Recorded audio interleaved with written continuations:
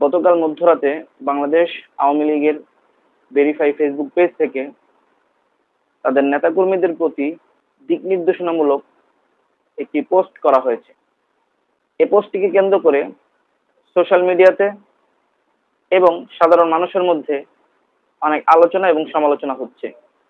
এই পোস্টটিকে নিয়ে কিছু কথা বলা প্রয়োজন আছে বলে মনে করছি।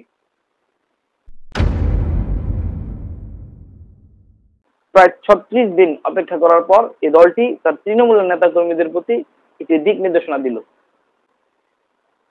যতটুকু মনে হচ্ছে, গতকাল কেন্দ্রীয় শহীদ মিনারে বিএনপির স্মরণ সভা কর্মসূচিতে অংশগ্রহণ করে জনাব আন্দালিব রহমান পার্থ একটি কথা বলেছিলেন যে 1-11-এর সময় যখন দুই দলের দুই নেত্রীকে গ্রেপ্তার করা হয়েছিল বিভিন্ন মামলায়, বিএনপি চেয়ারপারসন বেগম খালেদা জিয়াকেও গ্রেপ্তার করা হয়েছিল এবং আওয়ামী সভানেত্রী শেখ হাসিনাকেও গ্রেপ্তার করা হয়েছিল এবং বিভিন্ন রাজনৈতিক দলের নেতাকর্মীদেরকেও সেই সময় গ্রেপ্তার করা হয়েছিল। সেই সময় আমরা সকলেই জানি, যারা আমরা রাজনৈতিক খোঁজ খবর রাখি, যে -2 করার একটা পরিকল্পনা তৎকালীন ফখরুদ্দিন মঈনুদ্দিন সরকারের পক্ষ থেকে করা হয়েছিল।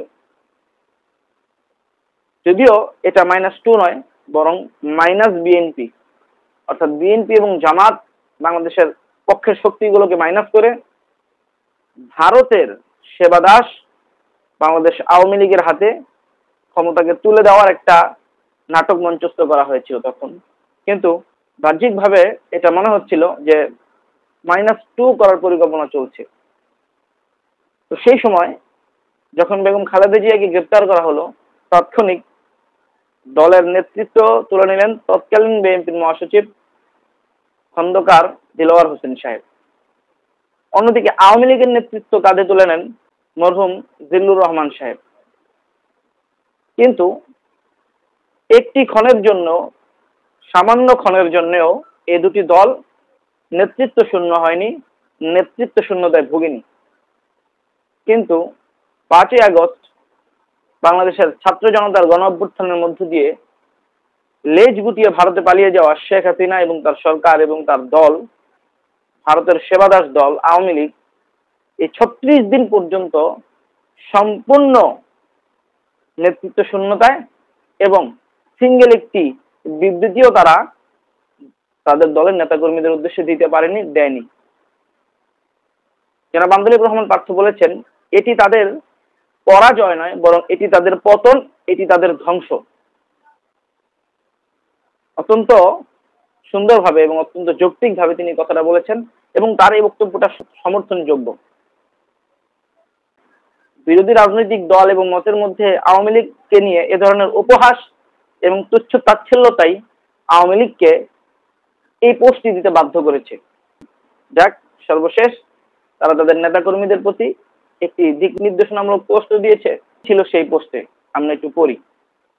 আওয়ামী লীগ নেতাকর্মীদের প্রতি জরুরি নির্দেশনা। প্রথম নির্দেশনা, প্রথম কাজ, তৃণমূলের পাশে দাঁড়ানো। তথ্যের জন্য আওয়ামী লীগের অফিসিয়াল ইমেইলে যোগাযোগ করা। অর্থাৎ প্রথম দিক নির্দেশনা ওনারা দিচ্ছেন যে ওনাদের নেতাকর্মীদের পাশে দাঁড়ানোর জন্য। তার মানে ওনাদের দলটা এতটাই ছন্নছাড়া হয়ে গেছে, এতটাই শূন্যতা, এতটাই নেতৃত্ব শূন্যতা এবং এতটাই সহায় সম্বলহীনতা এবং সাহায্যহীনতা মধ্যে তারা ভুগছেন যে তাদের পাশে দাঁড়ানোর প্রয়োজন মনে করছেন তারা। এবং এই প্রয়োজন বোধটা তাদের 36 দিন পরে তাদের মধ্যে উদয় হলো। তারপর দ্বিতীয় যে দিক নির্দেশনা তারা দিচ্ছেন সেটি হচ্ছে, সামাজিক যোগাযোগ মাধ্যমে কোনো প্রকার উস্কানি বা প্ররোচনার ফাঁদে পা দিবেন না। সামাজিক যোগাযোগের মাধ্যমে আসলে তাদেরকে নিয়ে উস্কানি বা প্ররোচনা আসলে কোথায় হচ্ছে? তার মানে বর্তমানে বাংলাদেশে তাদের বিরুদ্ধে বৈধভাবে নেওয়া যে পদক্ষেপগুলো আছে, অর্থাৎ তাদের বিরোধী দল এবং মতগুলো, অর্থাৎ বিএনপি, জামাত এবং অন্যান্য দলগুলো তাদের বিরুদ্ধে যে বক্তব্যগুলো রাখছেন, তাদের বিরুদ্ধে তাদের যে সমস্ত কর্মকাণ্ডের প্রমাণ, এভিডেন্স তারা বিভিন্ন সোশ্যাল মিডিয়াতে এবং সংবাদকর্মীরা তাদের সংবাদের মধ্যে জাতির সামনে উপস্থাপন করছেন, এগুলোকে তারা সামাজিক যোগাযোগ মাধ্যমের উস্কানি এবং প্ররোচনার ফাঁদ হিসাবে আখ্যায়িত করছেন। কতটা গুজববাজ হলে, কতটা নির্লজ্জ একটা দল হলে তারা এই ব্যাপারগুলোকে, এই প্রকাশ্য দিবালোকে একেবারে প্রকাশ্য, একেবারে চিরসত্য এই বিষয়গুলোকে তারা উস্কানিমূলক এবং প্ররোচনার ফাঁদ হিসেবে আখ্যায়িত করছে। তো এরপর তৃতীয় যে দিক নির্দেশনাটি ওনারা দিচ্ছেন সেটি হচ্ছে, সারা দেশে জুলাই মাসের শেষ থেকে আগস্টের শুরু থেকেই আওয়ামী লীগ ও সহযোগী সংগঠনের নেতাকর্মীদের উপর যত হামলা হয়েছে, ভাঙচুর, লুটপাট, হত্যাকাণ্ড হয়েছে, সেগুলোর ছবি এবং ভিডিও টুইটার, এক্স, ফেসবুক, ইউটিউবে প্রচার করুন। দেশবাসীকে জানাতে হবে কি নির্যাতন হয়েছে গত 1.5 মাসে আওয়ামী লীগের উপর। অত্যন্ত হাস্যকর, জুলাই মাসের শেষ থেকে এবং আগস্ট মাসের শুরু থেকে আওয়ামী লীগের উপর নির্যাতন হয়েছে। কোথায় আওয়ামী লীগের উপর নির্যাতন হয়েছে? তার মানে এই যে ছাত্র জনতার উপর যে নারকীয় গণহত্যা, যে তাণ্ডব চালানো হলো, প্রায় 1000-এর অধিক শিক্ষার্থী এবং সাধারণ জনগণকে, এর মধ্যে আমরা জানি যে কয়েক বছরের শিশু বাচ্চাও আছে, এদেরকে যে নির্মম ভাবে হত্যা করা হলো, এরা কি তাহলে আওয়ামী লীগের লোক ছিল? এরা কি তাহলে যুবলীগের লোক ছিল? তাহলে কোথায় আওয়ামী লীগের উপর নির্যাতন হয়েছে? আমাদের সকলের মনে থাকার কথা, যখন দ্বাদশ জাতীয় নির্বাচনকে কেন্দ্র করে বাংলাদেশের বিরোধী দলগুলো তীব্র আন্দোলনের মুখে ছিলেন, তখন আওয়ামী লীগের জনৈক নেতা বলেছিলেন, যদি আওয়ামী লীগের পতন হয় তাহলে 5-6 লক্ষ মানুষের মৃত্যু হবে বাংলাদেশে। অর্থাৎ তারা এতটা অপকর্ম করেছেন, অর্থাৎ তারা তাদের অপকর্মগুলোর ব্যাপারে এতটা অবগত ছিলেন যে তারা নিজেরাও উপলব্ধি করছেন যে তারা ক্ষমতা থেকে চলে গেলে বাংলাদেশে 5-6 লক্ষ মানুষের মৃত্যু হবে। আসলে কি তাই হয়েছে বাংলাদেশে? এখন তো তারা ক্ষমতায় নাই। 5 তারিখের পর থেকে আজও পর্যন্ত তারা ক্ষমতায় নাই। 5 লক্ষ মানুষ কি বাংলাদেশে হত্যা হয়েছে? 5,05,500 মানুষও তো, 500 আওয়ামী লীগের নেতা কর্মীও তো বাংলাদেশে হত্যাকাণ্ডের শিকার হয়নি। এখন বলা যেতে পারে বিভিন্ন জায়গায় তাদের বিরুদ্ধে মামলা হচ্ছে, তারা হয়রানির শিকার হচ্ছে। এটা আসলে তাদের বিরুদ্ধে মামলাগুলো যেটা হচ্ছে, এগুলো হওয়ারই ছিল এবং এগুলোকে হয়রানি বলার কোনো যৌক্তিকতা নেই, বরঞ্চ এগুলো তাদের পাপের প্রায়শ্চিত্ত এবং তাদের যে কর্মকাণ্ড, তাদের যে অন্যায় অন্যায্য কর্মকাণ্ড, এগুলো শাস্তি স্বরূপ এই ঘটনাগুলোর সম্মুখীন তারা হচ্ছে। এগুলোকে নির্যাতন কিংবা জুলুম বলে আখ্যায়িত করার কোনো যৌক্তিকতা নেই। কিন্তু তারপরেও তারা এই বিষয়গুলো বলছে। এরপরে তারা যে দিক নির্দেশনা দিয়ে দিচ্ছে সেটি হলো, আমাদেরকে জনগণের আস্থা অর্জন করতে হবে, কোনো ধরনের উস্কানিমূলক পোস্ট বা ভুয়া বার্তায় বিভ্রান্ত হবেন না। বাংলাদেশ আওয়ামী লীগের এই প্রায় 70-এর অধিক বয়সের এই প্রাচীন দলটির আজকে 2024-এ এসে মনে হচ্ছে তাদের দীর্ঘ একটা অপশাসনের সমাপ্তি এবং লজ্জাজনক পতনের পরে আজকে এসে তাদের মনে হচ্ছে যে তাদের জনগণের আস্থা অর্জন করতে হবে। অর্থাৎ তারা গত 15-16 বছর জনগণের জন্য রাজনীতি করেননি। জনগণের আস্থার প্রতি তাদের কোনো ভ্রুক্ষেপ ছিল না। ন্যূনতম তারা জনগণের আস্থার প্রতি কর্ণপাত করেনি, দৃষ্টিপাত করেনি। তারা শুধু ক্ষমতার অপব্যবহার এবং কিভাবে বাংলাদেশে মেগা প্রজেক্টের নামে মোটা অঙ্কের টাকা দুর্নীতি করে দেশের বাইরে পাচার করবে, কিভাবে মানুষের প্রতি নিজের প্রভাব খাটাবে, এ ধরনের অপকর্ম এবং অপচেষ্টার মধ্যেই তারা গত 16 বছর ছিল।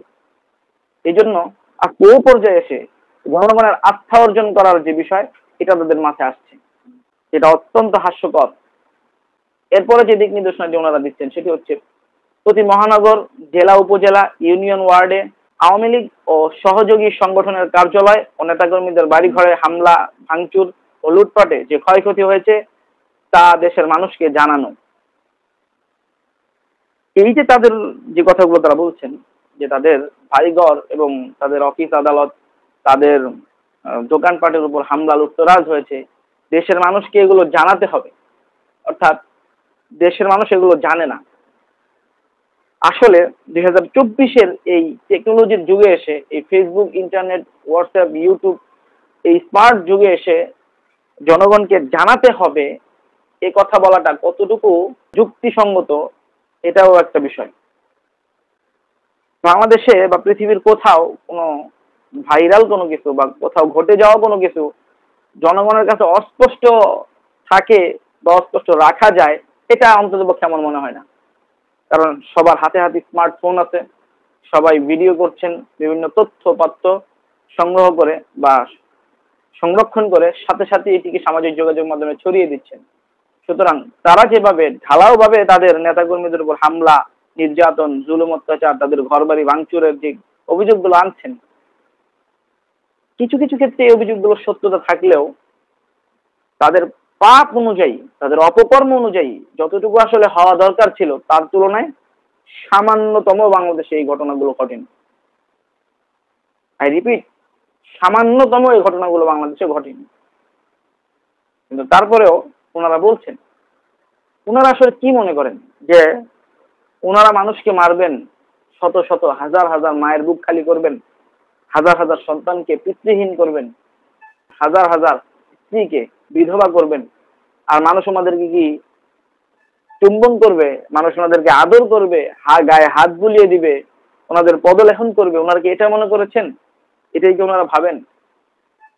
সুস্থ কোনো মানুষ কিংবা সুস্থ বিবেক বোধ সম্পূর্ণ কোনো মানুষের ভাবনা তো এরকম হতে পারে না।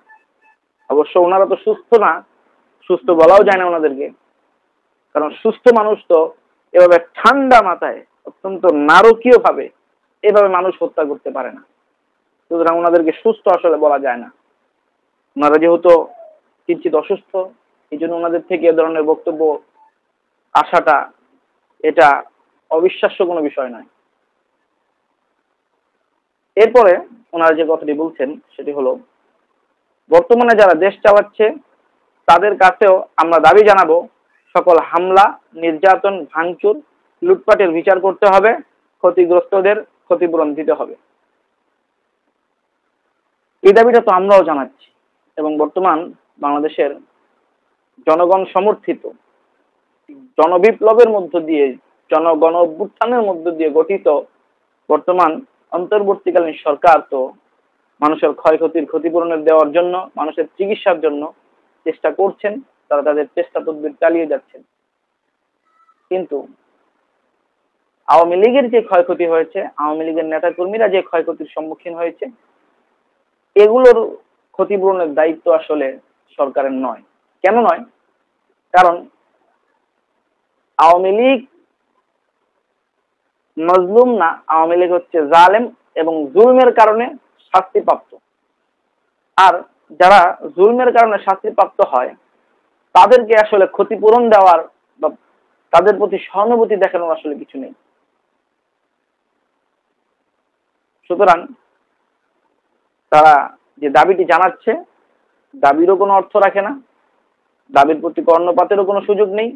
এগুলো নিয়ে চিন্তা ভাবনা করাটাও অনর্থক। তবে আমরা কথা বলছি কারণ আমাদের সচেতনতার জন্য, এবং এই ধরনের উদ্ভট বিষয়গুলোর দিকে যেন আমরা তেমন একটা ভ্রুক্ষেপ না করি এজন্য। বটম লাইন, বাংলাদেশ আওয়ামী লীগ তাদের প্রতিষ্ঠা লগ্ন থেকেই তারা তাদের সাংগঠনিক নীতি হিসেবে অঘোষিতভাবে কয়েকটি বিষয়কে ওনারা নির্ধারণ করেছেন। সেটি হচ্ছে দমন পীড়ন, মিথ্যাচার, বিভ্রান্তিকরণের মাধ্যমে নিজেদের হীন স্বার্থ অর্জন করার চেষ্টা করা। দেখবেন বাংলাদেশ আওয়ামী লীগের পতনের ঠিক পূর্ব মুহূর্ত থেকে শুরু করে এ পর্যন্ত বাংলাদেশ আওয়ামী লীগের কয়েকটি অবস্থায় রূপান্তরিত হয়েছে। প্রথমে অত্যন্ত দাপটি একটি সরকারের অবস্থা, তারপরে এই সরকারটির পতন হওয়া আকস্মিকভাবে, এর পরবর্তীতে যারা কিছুদিন পূর্বে জালেম ছিল তারাই ঠিক জনরোষের শিকার হওয়া, এই ধরনের বিভিন্ন কিছু আকস্মিক রূপান্তর এই দলটির মধ্যে হয়েছে। সুতরাং এই রূপান্তরজনিত অবস্থার মধ্যে তাদের যেই অঘোষিত যে নীতিগুলোর কথা বললাম, এগুলো আমরা গ্রহণ করতে পারি এবং বুঝতে পারি। দেখেন, প্রথম যে নীতিটির কথা আমি বললাম, ওনারা সংঘাতে বিশ্বাসী।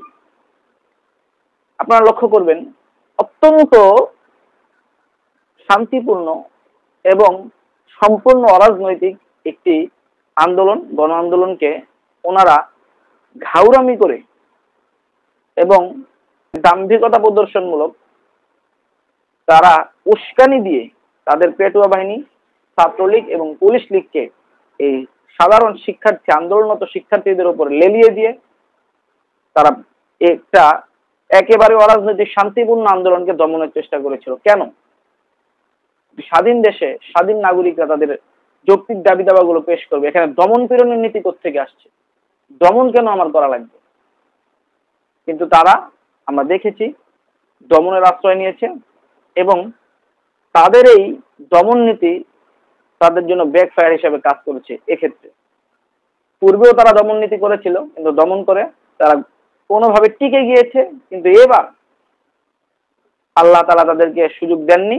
তাদেরকে আল্লাহ তাআলা অত্যন্ত লজ্জাজনক ভাবে তাদের যেই পলিসি, দমন পলিসি, তাদের বিপরীত ভাবে আল্লাহ তাআলা কাজে লাগিয়ে দিয়েছেন। এই জন্য এটি কার্যকর হয়নি। এরপরে যেটা বললাম, মিথ্যাচার। ওনারা নিজেরা মানুষ মারলেন, ওনারা করলেন জুলুম, কিন্তু ওনারা এই আকস্মিক ভাবে মজলুম সেজে বসলেন, অস্বাভাবিক এবং আকর্ষণীয় ভাবে ওনারাই মজলুম সেজে বসলেন। শত শত মানুষ একদিক দিয়ে মরে গেল, অন্যদিকে উনি, ওনাদের সভানেত্রী, ভারতের কেনাবান্দি শেখ হাসিনা, দেখতে উনি গেলেন বিভিন্ন স্থাপনার ধ্বংসস্তূপ পরিদর্শন করতে এবং সেখানে গিয়ে উনি মায়া কান্না, কুমিরের কান্না কাঁদলেন। এই যে মিথ্যাচার, এই যে নাটক, এগুলো সে আন্দোলনের রসদ জুগিয়েছে এবং তাদের এই পলিসিটাও তাদের জন্য ব্যাকফায়ার হিসেবে কাজ করেছে। এবং আমরা দেখেছি বাংলাদেশের মানুষ কিভাবে দেশপ্রেমে উজ্জীবিত হয়ে,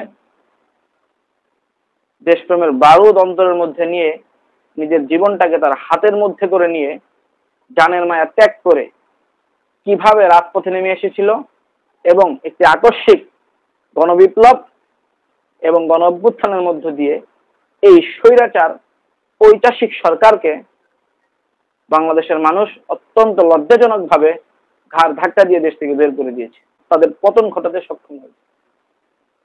তাদের প্রথম দুইটা পলিসির একটা পলিসিও কাজ করলো না। সর্বশেষ যখন তাদের পতন হলো, তারা তাদের কৃত ভুলগুলো থেকে শিক্ষা নিয়ে তারা তাদের যৌক্তিকভাবে পুনর্বাসনের চেষ্টা করবে, নিজেদেরকে শুধরানোর চেষ্টা করবে। সে জায়গায় তারা তাদের তৃতীয় পলিসি ধোঁকাবাজির আশ্রয় নিল, বিভিন্ন মিথ্যাচার করে বাংলাদেশের মানুষকে তারা যে মজলুম এ বিষয়টি বুঝিয়ে মানুষের সিম্প্যাথি অর্জন করার চেষ্টা করেছে। এটা শুধু আজকে নয়, এটা তাদের 50 বছরের রাজনীতি অথবা তাদের 70 বছরের রাজনীতি যদি দেখি, অর্থাৎ এই শেখ পরিবারের হাতে আওয়ামী লীগ দলটা আসার পর থেকে তাদের রাজনৈতিক পলিসি যদি আমরা দেখি, তাহলে এই বিষয়গুলি মোটা দাগে আমাদের সামনে উঠে আসবে।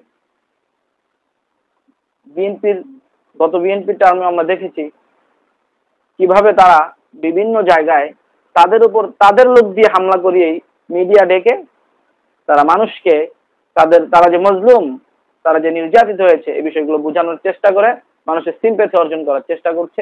এখনো এই পরাজিত নির্লজ্জ শক্তি এই সেম জঘন্য কাজটি করার চেষ্টা করছে।